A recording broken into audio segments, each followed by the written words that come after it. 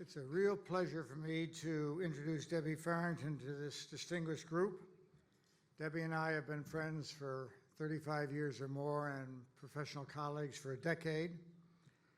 She is a very special woman, and that is the idea I want to get across to all of you tonight. Debbie went to Harvard Business School and then joined Merrill Lynch. In 1979, Merrill sent her to Hong Kong as an investment banker. There were no female investment bankers in Hong Kong, nor in Asia, anywhere. Debbie was a true pioneer and a successful one. That required a lot of courage, plenty of smarts, being very tough, but also very poised and diplomatic. Debbie had all of these gifts and used them brilliantly on Merrill's behalf. Merrill needed her next in Tokyo, but in a different role, this time as a securities analyst. And again, she was a pioneer, a trailblazer. There were no female security analysts at Tokyo. And she was first rate, and then a couple years later, she was turned back to New York to become a senior member of Merrill's management team for its international businesses. Within a few years, Debbie's entrepreneurial ambitions were getting stronger. It was time for her to be more of a principal and less of an agent.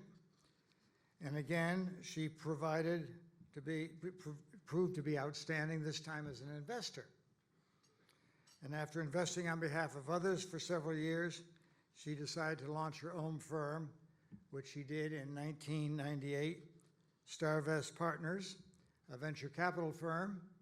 And once again, there were next to no venture capitalists among the females gender.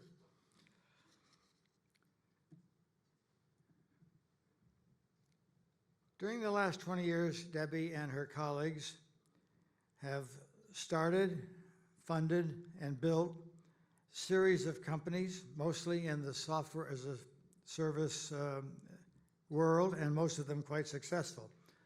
One giant win has been NetSuite. Begun in 2000, it was one of the first software companies in the cloud. And StarVest was its only institutional investor. Its early investment was rewarded in 2016 when NetSuite was sold to Oracle for $9.4 billion. NetSuite was a public company for 9 years, and Debbie was its lead director throughout.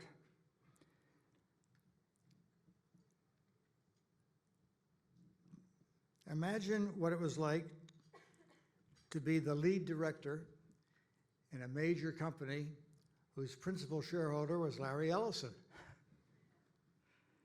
But Debbie was up to that challenge, just as she was up to the challenge of being an investment banker in Hong Kong 40 years ago. Always a winner. One other quality I need to tell you about Debbie that is important for you to know: this woman has been the most effective and the most engaged mentor I have known. Dozens of young men and women have benefited from her. Her judgment, her caring, her availability are all unmatched. There is a myriad group of young people in the worlds of finance, technology, and more broadly commerce, whose lives have been touched importantly and shaped by Debbie Farrington. So Debbie, over to you.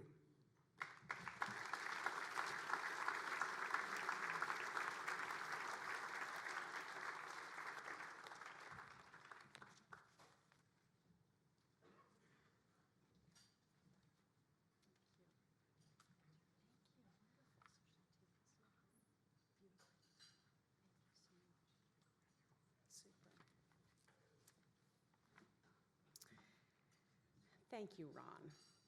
You've been an invaluable advisor, mentor, teacher, and friend over the years, and I thank you deeply for that. I join the other honorees in thanking the Foreign Policy Association, its president, Noel Latif, and the audience here tonight for this honor. Early in my career, as Ron just said, I was fortunate to be able to live and work abroad. I went to Hong Kong in 1979 and visited China for the first time that year as well. That was followed by a stint in Japan, and then in the 70s, 80s, and 90s, I covered India, Indonesia, Thailand, the Philippines, so on and so forth. It certainly helped inform my world and business view. But what I especially enjoyed doing was working with Chinese family-owned companies and the entrepreneurs that ran them. I loved working with them, and I thought, gee, that's really fun. I want to be an entrepreneur someday. But I'm not going to talk about exactly that. I'm going to talk about something slightly different tonight, and the previous speaker provided a great segue for my remarks. And I am going to end with a request to all of you. As a venture capitalist, I spend my time recognizing, encouraging, and investing in innovation. Tonight, I'd like to offer some thoughts on innovation. First, its significance on the global stage and my own perspective on investing in innovation. Second, the need for openness to novel ways of thinking in the pursuit of innovation. And third, the criticality of mentorship in developing the next generation of innovative leaders who reflect diverse viewpoints and employ new ways of thinking. I think of innovation as the process of translating new ideas into superior solutions that solve problems and meet needs.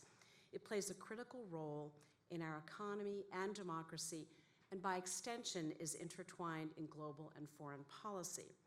Economists agree that job creation on a global basis will come mainly from new enterprises, and economic prosperity is recognized as a driving force in peace, as we've heard. American innovation has changed the way people around the world communicate, work, and live. Facebook and Twitter enable protest against authoritarian regimes.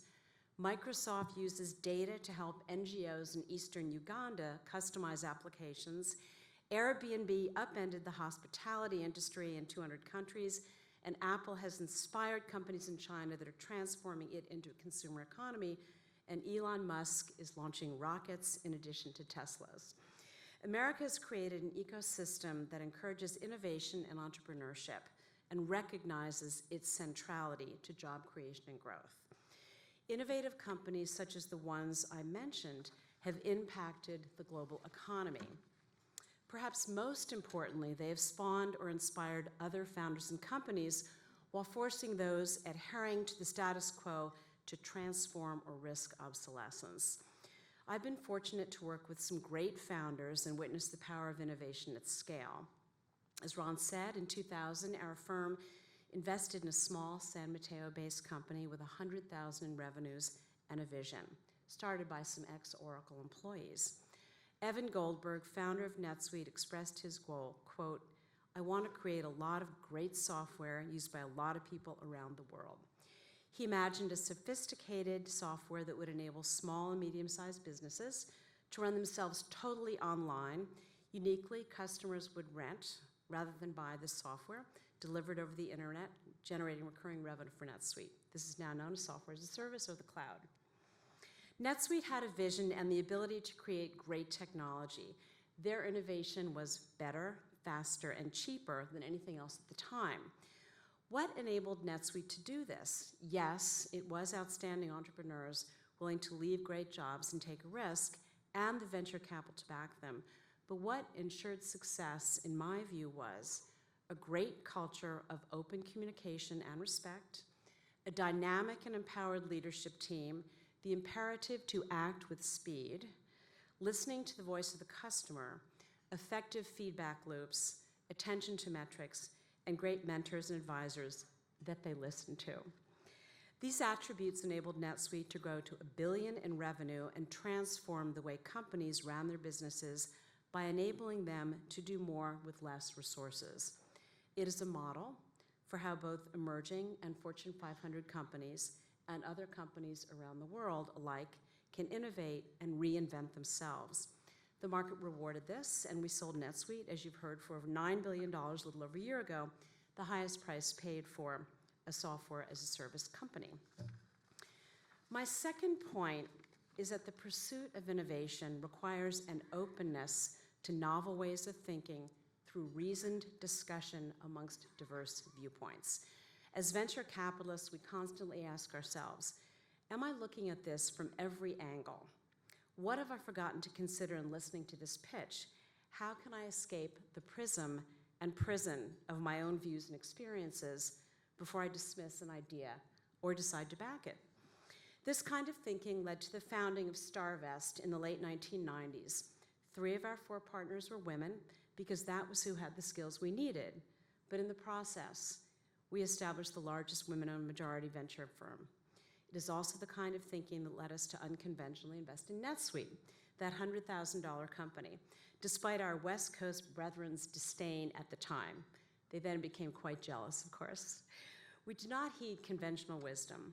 Silicon Valley, the world's model for an innovation ecosystem, is not exempt from the challenges of being truly open-minded. Peter Thiel, a famously independent thinker, co-founder of PayPal, an early investor in Facebook, recently announced he was leaving Silicon Valley because of its perceived culture of uniformity for LA. Another young West Coast entrepreneur recently expressed similar frustration. She felt surrounded by people who shared identical ideas, especially about how to build a successful company. She was starting a blockchain company and also decamped to LA. I think we should invite them to New York. What do you think? I asked the question, are there innovative capitalist solutions that can be applied to foster civil discourse in our society? Who knows if this is possible? But I am convinced we must, as a civil society, listen to each other to tackle this most vexing problem and preserve our ability to successfully innovate and move forward in the process, recognizing that what is right is much more important than who is right in fostering an environment of open communication and respect. This brings me to my third point, the criticality of mentorship in developing a diverse next generation of innovative leaders. Mentorship guides and advances careers. It is essential for women, for people of color, or anyone less represented at the table. Who you know and who is rooting for you is still critical to workplace advancement. Let's use our positions to give someone great the support she or he deserves and become a mentor. I try to spend a part of each day, if only an email, mentoring or responding to a request for mentoring from employees of StarVest, our portfolio companies, Smith or Harvard students, entrepreneurs, or nonprofits. Of course, I must carefully choose who I mentor because I still have a day job, but I think it is one of the most important contributions I can make. The advice you provide, the introductions you make, and experiences you share will enable someone to have a better shot at success than they otherwise would have. I want to recognize some of my favorite mentees here tonight. Olivia Lopez Balboa is heading to Stanford Business School. Should have been Harvard, but enjoy it anyway. James Kovacs is leading strategy for an innovative fintech company backed by 4 of the largest banks here in New York. And Danielle Weinblatt founded and is CEO of a human capital management company also here in New York. I thank them for enriching my life. Each of us in this room has much to impart. Mentoring is a gift that will keep on giving as we see new generations of leaders emerge. Most importantly, those of us in a position to offer knowledge have a responsibility to share it, shaping the next generation of innovative leaders who are open to others' viewpoints and novel ways of thinking. I will close with my request. Please be involved in helping to shape the leaders of tomorrow so that we can have a more open, diverse 21st century workplace where the free and respectful exchange of ideas is valued, innovation prospers, and all benefit. Thank you.